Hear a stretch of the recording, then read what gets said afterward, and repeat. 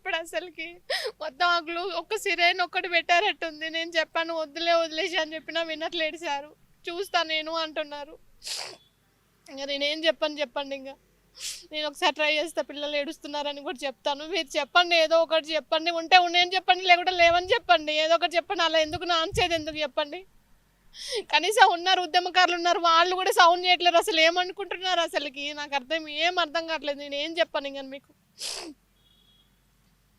Madam ఇంకా వాళ్ళు నలుగురు అయితే ఉన్నారు కదా, ఇంకా సార్తోనే దీక్ష పట్టిన వాళ్ళ పరిస్థితి ఎలా? సార్ వాళ్ళకి నచ్చ చెప్పి వద్దమ్మా, మీరు చిన్నపిల్లలు, మీరు చదువుకునే ఫ్యూచర్ ఉంది, వద్దు వెళ్ళమని ఈరోజు మార్నింగే వాళ్ళు విరమించారు. 4 రోజులు దీక్షలో ఉన్నారు, ఈ రోజే విరమించారు వాళ్ళు. మళ్ళీ కలిసారు ఈరోజు సార్ని కలిసారు మళ్ళీ? నేను వెళ్ళాను చెప్పాను. వాళ్ళ నుంచి ఏదైనా ఒక డిమాండ్ రావాలని సార్ అనుకుంటున్నారు. ఉన్నాయి చెప్పండి, ఎన్ని ఉన్నాయో చెప్పండి. 80 ఉన్నాయా, 100 ఉన్నాయా, 200 ఉన్నాయా, 2000 ఉన్నాయా, 3000 ఉన్నాయా చెప్పండి. నేను చెప్పుకుంటాను నేను మా సార్కి. వాళ్ళు వినరు, వాళ్ళు మొండి. టీఆర్ఎస్కి దీనికి అసలు భేదమే లేదు. వాళ్ళు వినరు. వాళ్ళకి నిరుద్యోగుల సమస్యలు అవసరం లేదు. ఇంటి దగ్గర పిల్లలు ఉన్నారు మనకి, వద్దని నేను నచ్చ చెప్పుకుంటాను. చెప్పండి, ఎన్ని ఉన్నాయో చెప్పండి, రండి మాట్లాడండి, నేను ఒప్పిస్తాను సార్ని. చెప్పండి మీరు. ఎవరైనా అధికారులు మీకు ఫోన్ చేయడం కానీ, ఇప్పుడు బలమూరు వెంకట్ ఉన్నారు, ఆయన మన ఫోన్ చేయడం కానీ? ఎవరు చేయలేదు, ఎవ్వరు అడగలేదు. కనీసం హెల్త్ ఎలా సరే, పోస్టులు అవి అడగకుండా హెల్త్ ఎలా ఉందని కూడా ఎవరు అడగలేదు నన్ను. స్టూడెంట్స్ మీద కూడా పోలీసులు దాడి చేసినట్టు తెలిసింది, అది నిజమేనా? ఆ బాబు పాపం సార్ మీద ప్రేమతోటి చూద్దామని వచ్చిండు. సార్ ముందర కూర్చొనే మాట్లాడుతున్నారు. అసలు ఆ అబ్బాయి మీద మూతి మీద గుద్దేసరికి పన్ను కూడా ఊడిపోయింది. ఆ అబ్బాయి మార్నింగ్ నుంచి ఆ బ్లడ్ ఆరుతూనే ఉంది, పన్ను మొత్తం విరిగిపోయిందంట. ఇలానే ఉంటుందా పోలీస్ వాళ్ళు? ఇలాగనైనా చేసేది? చూడడానికి వచ్చిన వాళ్ళ మీద కూడా మీరు ఈ విధంగా చేసుకుంటారా వాళ్ళ పైన? ఎట్లా తీసుకోవచ్చు ఇప్పుడు సారు దళితుల పక్షాన్ని, ఇప్పుడు దళిత నాయకుడైనా లేకుంటే ఇప్పుడైతే వేరే వాళ్ళు ఉంటే ఆ ప్లేస్లో రెడ్డి వర్గానికి చెందిన వారు ఎవరైనా ఉంటే ఏదైనా సమాధానం వచ్చేది అనుకుంటున్నా. మరి ఇప్పుడు ఈయన ఏ విధంగా, ఈయన నిరుద్యోగుల పక్షాన్ని ఉన్నందుకు ఏ విధంగా స్పందన రాకపోవడం ఎలా చూడవచ్చు? ఈ రోజుకి 5 రోజులు అవుతుంది. కనీసం హెల్త్ ఇష్యూస్ కూడా ఎలా ఉన్నాయని కూడా నన్ను అయితే అడిగిన వాళ్ళు లేరు. కనీసం నాకన్నా ఫోన్ చేసి మీరు చెప్పండి అమ్మా అనే వాళ్ళు కూడా లేరు. అసలు సార్ ఏమో నేను ఎంత చెప్పినా కానీ మొండిగా చేస్తున్నాడు. నేను చేస్తాను వస్తుంది అంటున్నారు. అంత నమ్మకం కాంగ్రెస్ పార్టీ మీద ఎందుకు పెట్టుకున్నా నాకు కూడా అర్థం కావట్లేదు. ఒకసారి చెల్లించండి, ఒకసారి చూడండి. మాకు పిల్లలు ఉన్నారు, ఫ్యామిలీ ఉంది. కాపాడండి, సార్ని కాపాడండి. మీకోసమే చేస్తున్నాడు సారు.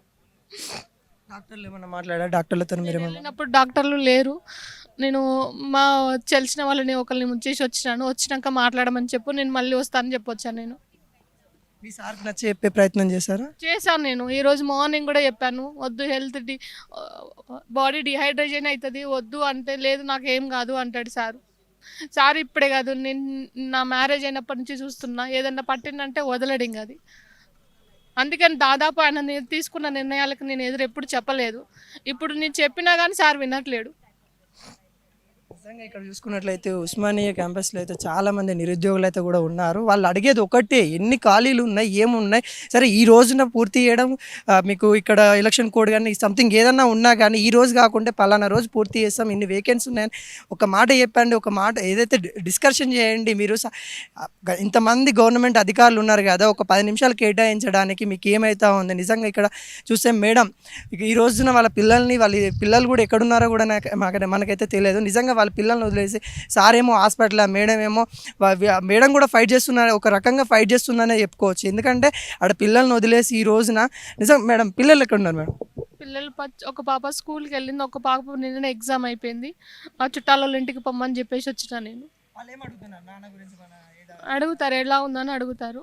మరి నేనేం చెప్పాను, బాగానే ఉన్నారు అని చెప్తాను. నేను మంచిగా ఉన్నారు, వస్తారు, రేపు వస్తారు, ఎల్లుండి వస్తారు అని చెప్తున్నాను నేను.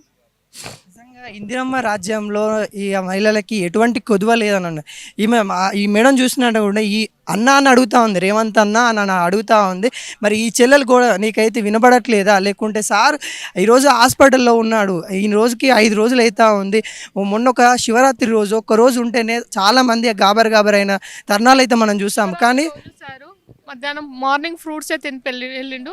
మా ఇంట్లో పిల్లలు కూడా ఎవరు మేము తినము, ఒక పొద్దు ఉంటాం మమ్మీ అంటే, సార్ నేను ఇంట్లో ఏమి వండలేను, 2 గంటలకు ఫోన్ చేసి వంట చేసామని చెప్తే నేను ఏం వండలేదంటే, ఆ రోజు సార్ నన్ను తిట్టారు, నువ్వు వండవా, తినొద్దా, ఇట్లనే ఉండాలని. అలాంటి వ్యక్తి ఇప్పుడు 5 రోజులు అవుతుంది ఏం తినకుండా ఉన్నారు. నేను ఎన్నిసార్లు చెప్పిన ఆ రోజు ఒక్క రోజు ఒక్క పూట ఉండలేకపోయాను, 5 రోజులు ఎలా ఉంటాను అని అడిగితే సపోర్ట్ చేయట్లేడు. ఏం కాదు నేను ఇంకా ఉంటాను కూడా చెప్తున్నారు. అలాంటి వ్యక్తి ఇదంతా ఈ భారాన్ని అంతా ఎలా దిగమింగుతుండో నాకైతే ఏం అర్థం కావట్లేదు అసలుకి. చెప్పినా నేను ఆల్రెడీ పర్సనల్గా ఎవరు లేకున్నా వద్దేసాను, నువ్వు ఎందుకు ఇదంతా అవసరం అని చెప్పినా కానీ వినట్లేడు అసలుకి.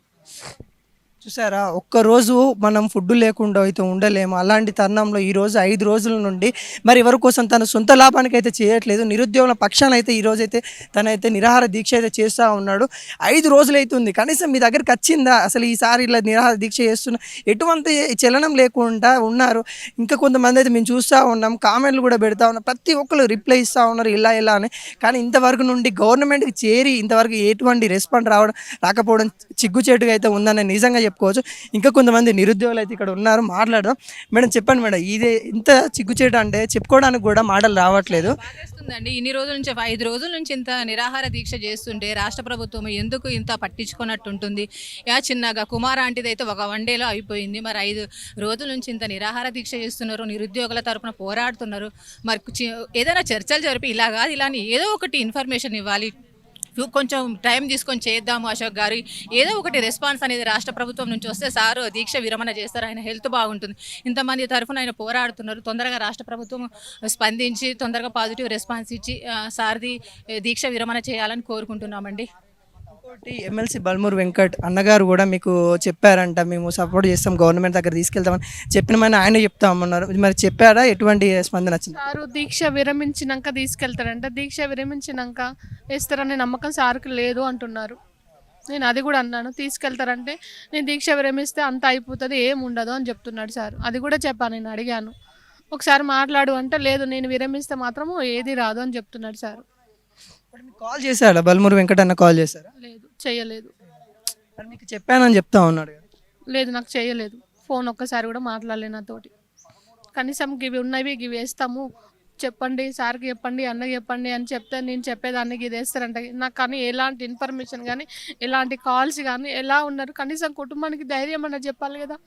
ఏం కాదు సరే మేము ఏదో ఒకటి మాట్లాడతాము, మీరు చెప్పండి అని అన్న కనీసం మాకు ధైర్యం అన్న ఇవ్వాలి. ఏదీ లేదు, ఒక్క ఫోన్ కాల్ లేదు, ఏదీ లేదు.